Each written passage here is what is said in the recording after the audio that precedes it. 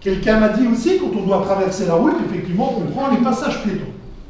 Mais quand on prend un passage piéton, nous, ce qu'on voit, c'est des élèves, des enfants, ils traversent la route, ok, c'est bien, les mains dans les poches, et je traverse la route, je fais petit caïd comme ça.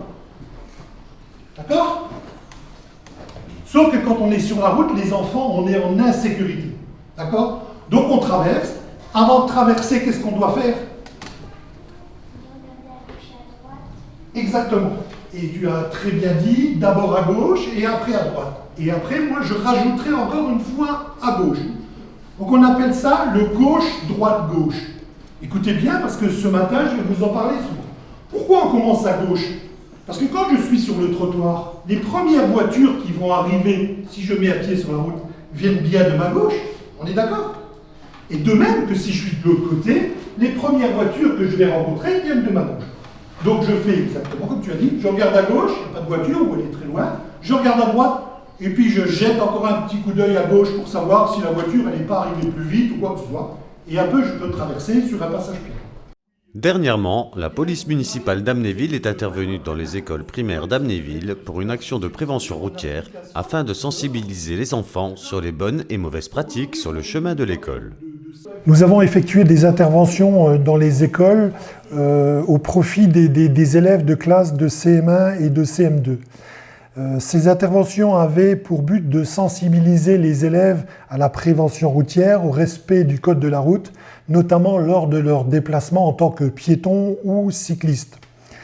Bien sûr, nous en profitons aussi pour leur rappeler un petit peu les règles du code de la route, notamment quand ils sont passagers d'un véhicule ou d'un bus de transport en commun. Au travers de cette intervention aussi, nous leur avons parlé un petit peu de toute la signalisation, des panneaux de signalisation.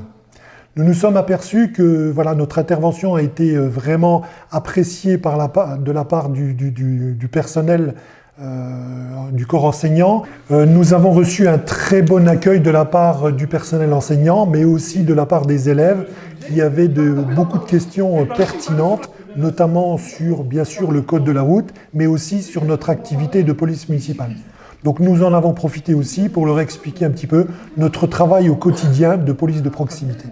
Le message de notre intervention était aussi de sensibiliser les enfants et au travers des enfants, les parents, aux problèmes de stationnement, de circulation que nous pouvons rencontrer au quotidien devant les écoles.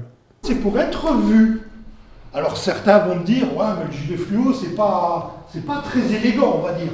Mais quand on va faire du vélo, on est sportif. On n'est pas là pour faire Miss France. D'accord? C'est pas très élégant. Mais